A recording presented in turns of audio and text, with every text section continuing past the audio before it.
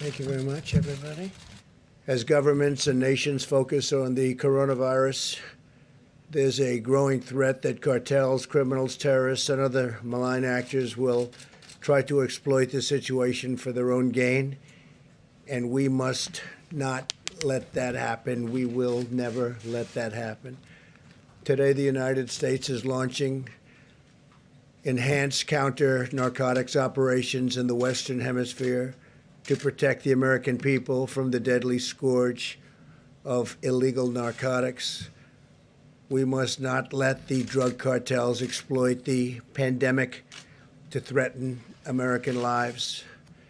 In cooperation with the 22 partner nations, U.S. Southern Command will increase surveillance, disruption, and seizures of drug shipments and provide additional support for eradication efforts, which are going on right now at a record pace.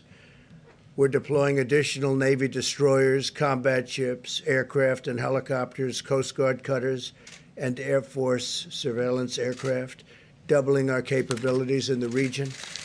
What has changed that is allowing these assets to be deployed now, whereas General Barr said in the past they were not available? Well, for a long time, we've had a lot of drugs coming into our country, and it's not that it's increased. We've probably got it down a little bit, but it's still a tremendous number. Families are being ruined, lives are being ruined. It's an incredible thing, especially as you're at this position. You would never believe it. I see things that nobody would believe. I see reports that nobody would believe. So I met with the group behind me, all of them, and we said, what do you think we can do? And they think they can interdict. They think that we can stop it before it gets to the shores, and they're coming from all over the place. Yeah, Mr. President, could you expand on that a little bit, because you tie it to COVID-19, saying that these drug cartels were taking advantage of the situation, of this pandemic. How exactly? Well, because we're focused on so many other parts of the country and even parts of the world. And all of a sudden, areas where we had it clamped down pretty tight. In fairness, you know, the wall is up to about 160 miles already. And any areas where we have that wall, it's for the most part contiguous. We have fill-ins, but we're up to 161 miles exactly. And any place where you have that wall, other than walking around it on the edges, it's stopping everybody cold. I mean, we're stopping. Nobody's seen anything like it. That's how good it works. And the other side knew it worked that well, everybody, because everybody was for it 5 years ago. All of a sudden, they changed. It's having a tremendous impact. But we are now focused on so many different things because of what's happened, because of this horrible, I say it's a horrible phenomena, that now we've got to focus on drugs. Ambassador O'Brien, did China underreport both the number of cases and the death toll from the coronavirus? And if that's the case, Mr. President, what does that mean for our relationship with China and your relationship with President Xi? Well, number one, I think the President has a great relationship with President Xi, and we'd like to have a great relationship with China. Unfortunately, we're just not in a position to confirm any of the numbers that are coming out of China. There's no way to confirm any of those numbers. There's lots of public reporting on whether the numbers are too low. You've got access to those reports that are coming out of Chinese social media and some of the few reporters that are left in China. We just have no way to confirm any of those numbers. Thank you. We really don't know.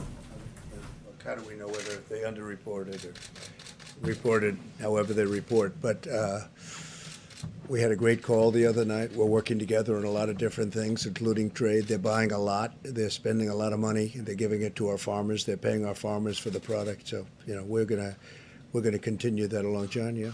I have another one, sir. You tweeted earlier today that there was, you have uncovered intelligence that there is a sneak attack being planned against American troops, American assets in Iraq. Are we talking about Kataib Hezbollah again? Also, I don't want to say, but we just have information that they were planning something, and it's very good information. It was led by Iran, not necessarily Iran, but by groups supported by Iran, but that to me is Iran. And we're just saying, don't do it. Don't do it. It'd be a very bad thing for them if they did it. The last time they did do it in early March at Camp Taji, there was a response from the military against Kataib Hezbollah and Kataib Hezbollah alone. That was a very powerful response, by the way. That response knocked out 5 different places, but it also took out a lot of very bad people. Your tweet seemed to suggest, though, that if it happens again, it may go up the food chain.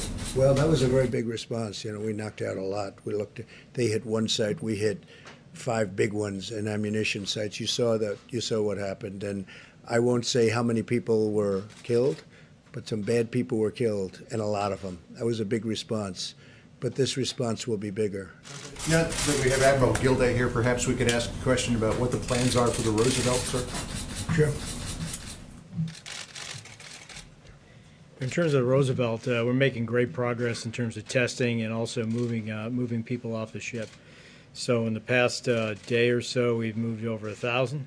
That number will increase to more than 2,700 by Friday as we continue to increase the testing as well and fly those samples off. So we're getting after it pretty quickly. And will the ship remain fully operational?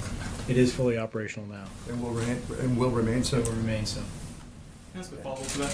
What protocols are you putting in place to help mitigate the spread of coronavirus among servicemen and women who live and work in close Across the fleet, before we have any ships getting underway for training exercises, for deployments, those sailors are spending 14 days in quarantine before they get underway. We've increased the amount of testing equipment as well as physicians on board our ships at sea. So we've taken additional steps since the beginning of the COVID Not too crisis. many people are going to be getting off at various ports anymore, right? I think we probably have decided on that.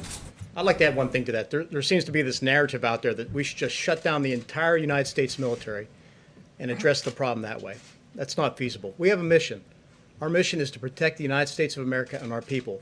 And so we live and work in cramped quarters, whether it's an aircraft carrier, a submarine, a tank, a bomber. It's the nature of our business. But the chain of command has very clear guidance, and I'm confident between the commanding officers and the senior non-commissioned officers that they're taking every reasonable precaution to make sure we practice as best we can social distancing, sanitizing environments, etc., consistent with that mission. And that's what I trust Admiral Gilday, Acting Secretary Motley, and all the other service chiefs and service leaders to do. And I'm confident we'll do that because keep in mind, we have a job to do and we will continue to do it, defend the United States of America.